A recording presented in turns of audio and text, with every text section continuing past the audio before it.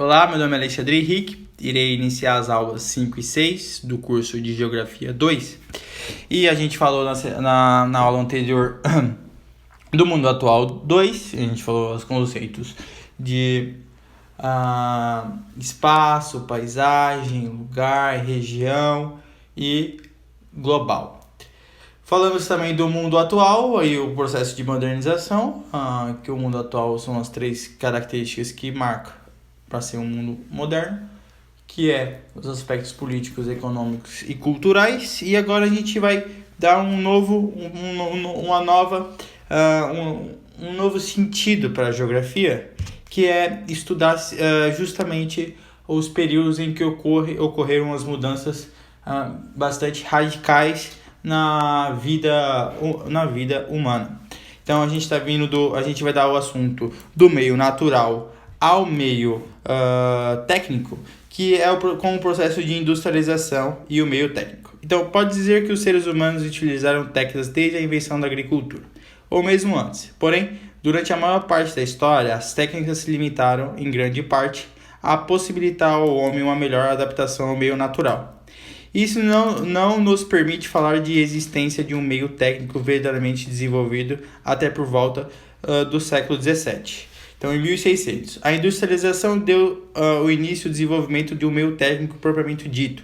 A grande novidade da Revolução Industrial foi o desenvolvimento e a utilização de máquinas automotrizes. Primeiramente aquelas movidas a vapor, depois as elétricas e com motores de combustão interna movidos a combustíveis fósseis. A mudança proporcionada pelo uso dessas máquinas foi principalmente um intenso aumento de produtividade das ações humanas. Portanto, com a Revolução Industrial e o processo de mecanização, ocorreu uma grande produtividade, em que teve mais quantidade de produtos para ser vendidos. Então, a produção fordista, aquela produção em série que na primeira Revolução Industrial, fez com que desenvolvesse uma grande quantidade de produtos para ser vendidos. Então, ocorreu um processo de industrialização, e tinha aqueles países que tinham conseguido fazer a industrialização e aqueles que não conseguiam. Então, vai ocorrer uma divisão internacional do trabalho. Por outro lado, a industrialização proporcionou o desenvolvimento do capitalismo na Europa, principalmente a possibilidade do constante aumento do lucro por meio da intensificação da produtividade do trabalho assalariado. Por outro lado, ao aumentar a produtividade e rendimento do trabalho, o uso dessas máquinas aumentou também a produção, o total produzido, o que criou a necessidade de mais matérias-primas e mais mercados consumidores. O uso da máquina exigiu que os europeus mudassem suas relações econômicas com o mundo, dando origem à chamada antiga divisão internacional do trabalho, em que tinha aqueles que produziam a matéria industrializada e aqueles que não produziam a matéria industrializada, que era principalmente as colônias. Então, as colônias davam os produtos primários, portanto, os minerais, os fósseis e toda a sua matéria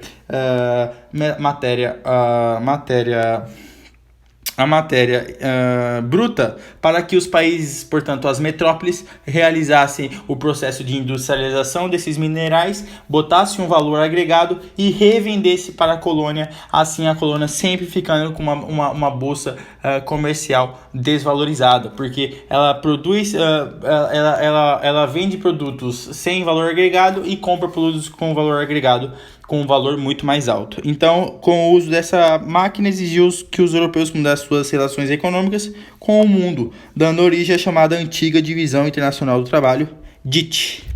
Então, a antiga DIT, a industrialização se concentrou inicialmente na Europa norte ocidental. Então, principalmente em países como Reino Unido, França, Holanda e Bélgica. Foram os primeiros países que conseguiram passar pelo processo de industrialização, porque conseguiram fazer todos as suas lições de casa. Eles fizeram cercamentos, teve um inchaço populacional no centro urbano, tinha que gente trabalhar, então teve as suas revoluções também, as suas revoluções também no campo político, para que pudesse desenvolver uma economia liberal para a produção e procura de mercados consumidor fora dos seus países.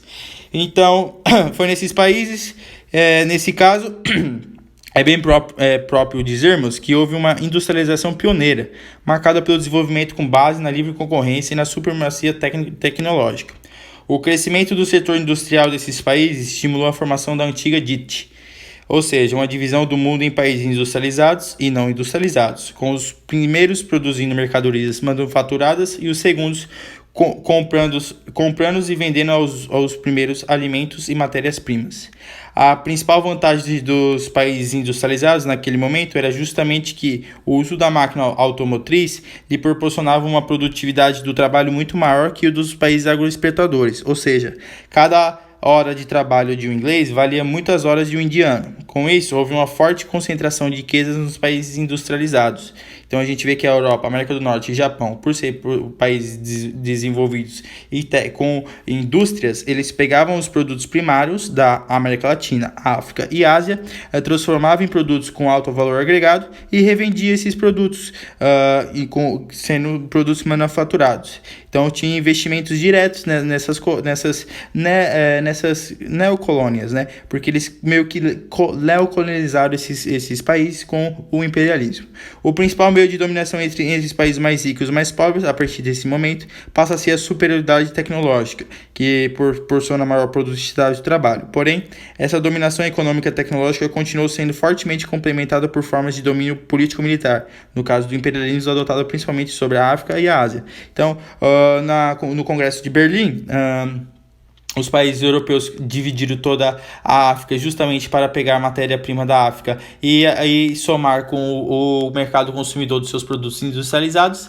E a Inglaterra fez o neocolonialismo, onde ela foi para a Índia, foi para a China, foi para a América do Norte e fez todo esse neocolonialismo para vender seus produtos industrializados, porque a partir de 1750 a Inglaterra já tinha já tinha feito a sua primeira revolução industrial, assim aumentando a sua produtividade com o uso de carvão mineral, principalmente com suas máquinas movidas a vapor, ok? Então, o sistema industrial, um dos exemplos de espaço geográfico como sistema de objetos, sistemas de ações, é justamente o espaço industrial. Afinal, então, os sistemas de objetos e sistema de ações do ideal lá de Milton Santos é justamente um espaço industrial. Afinal, para que a industrialização se desenvolva de forma completa, foi necessário o desenvolvimento de um sistema industrial. Esse sistema é formado por seguintes ações: mudanças na forma de trabalho, o trabalho familiar camponês para o trabalho assalariado. Então, para ocorrer um sistema industrial no país, as pessoas têm que deixar de ter um trabalho familiar, portanto, do camponês, para trabalhar nas máquinas, com o valor da sua força de trabalho pago em dinheiro. Então, um trabalho assalariado, onde você paga por um trabalhador. Mudanças nas formas de produção-consumo, da produção de subsistência no camponês, como no feira, para uma produção de grande mercado. E mudanças nas políticas públicas, Estado se dedicando a impulsionar atividades industriais nos seus territórios. Então, para ocorrer um sistema de desenvolvimento industrial num país, precisa que as pessoas saiam do campo, vá para o centro, que as pessoas mudem o seu estilo de vida para a produção de um mercado, para a produção de um local que você possa botar todos os seus produtos para vender, e nas mudanças políticas, né, onde você faz as votações de leis para que o país fique mais atrativo para conseguir se industrializar. Então, dá financiamentos para o povo, diminui os juros, todas essas práticas políticas para o desenvolvimento de uma indústria no país, ok? Então, assim que é o sistema industrial. Em relação aos objetos, o sistema industrial é formado Então, os sistemas industriais podem formar a territorialização das indústrias necessária ao funcionamento das indústrias, construção de sistema de transporte, comunicação e energia, e construção de um sistema em que cada tipo de indústria tem uma função dentro do sistema como um todo. Então, aqui são os objetos, tem o sistema de ações e o sistema de objetos. O sistema industrial é formado pela territorialização e construção de um sistema. Existem 3 tipos de indústria. Tem os tipos de indústria são indústrias de bens de produção, são aquelas que produzem mercadorias que outras indústrias vão usar, ou seja, não voltadas ao consumidor final. Subdivide-se em 3 tipos: extrativistas, que extraem de forma industrial minérios ou matérias-primas vegetais e animais, como mineradores e grandes madeireiras, entre outras. De bens intermediários, que transformam produtos vindos da extrativista para ser fornecidos a fábricas, como as siderúrgicas, metalúrgicas e químicas. De bens de capital, que produzem máquinas de uso industrial. E tem as indústrias de bens de consumo, são aquelas que produzem mercadorias voltadas ao consumidor final. Também se subdivide em 3 tipos: de bens de consumo não duráveis, que produzem mercadorias de alta rotatividade, ou seja, de vida útil curtíssima, como alimentos e cosméticos. De bens de consumo semiduráveis, que produzem mercadorias como vida útil média, então como roupas e calçadas. E de bens de consumo duráveis, que produzem mercadorias de vida útil mais longa, como carros e eletrodomésticos. Vamos para as questões. Unesp 2013. Assinale a alternativa que indica corretamente o fator considerado determinante para a localização das indústrias durante a primeira Revolução Industrial, final do século XVIII e meados do século XIX.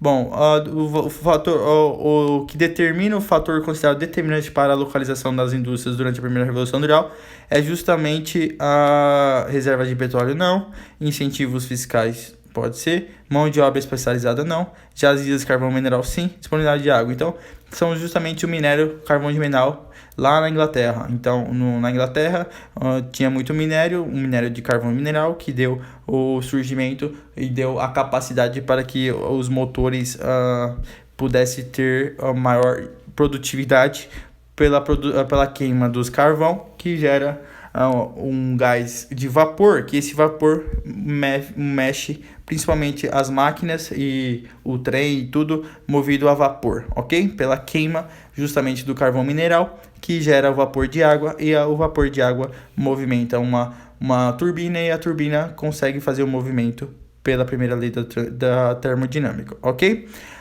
2. A antiga divisão internacional do trabalho e o imperialismo trouxe novas formas de dominação e hierarquização no espaço mundial. Entre as novidades que passaram a determinar as formas de poder na relação, destaca a desigualdade econômica e militar entre os países. A presença de forças militares como estratégia de dominação, a dominação fortemente baseada na diferença tecnológica. A antiga divisão internacional é justamente a letra C, a dominação fortemente baseada nas diferenças tecnológicas. Não tinha nada a ver com militar, econômica, nada a ver com militar. É só pela diferença mesmo de tecnologia e de produção. Então, os países chegaram com uma tecnologia, com máquinas, enquanto que os índios nunca tinham visto aquilo. Então, sua dominação foi justamente pelo avanço tecnológico, pela primeira Revolução Industrial. 5. O Universidade Federal do Rio Grande do Sul, 2013. O desenvolvimento tecnológico dos séculos XIX e XX alterou as formas de trabalho, as paisagens geográficas, os hábitos e os costumes das populações. Assinale a alternativa correta em relação a essas alterações.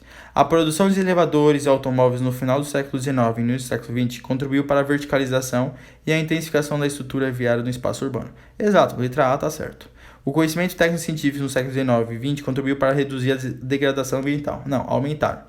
A criação de equipamentos agrícolas modernos viabilizou o cultivo de grandes extensões de terra e o aumento da demanda por trabalhadores no campo. Não, justamente a diminuição de trabalhadores no campo. O desenvolvimento econômico, tecnológico e social que transformou as paisagens geográficas tem sua origem nas políticas nacionalistas, implantadas pelos regimes autoritários do século IX. É justamente a integração, a globalização que fez com que houvesse essas transformações nas paisagens geográficas. Não tem nada a ver com o Estado, e sim pela uma dinâmica econômica. Tecnologias avançadas direcionadas para a automação da produção proporcionaram o aumento da produtividade, exigindo maior esforço físico. Justamente o menor esforço físico. Então a gente fica com a letra A da questão 5. Então foi isso, deixa o like, compartilha e até a próxima aula. Tchau!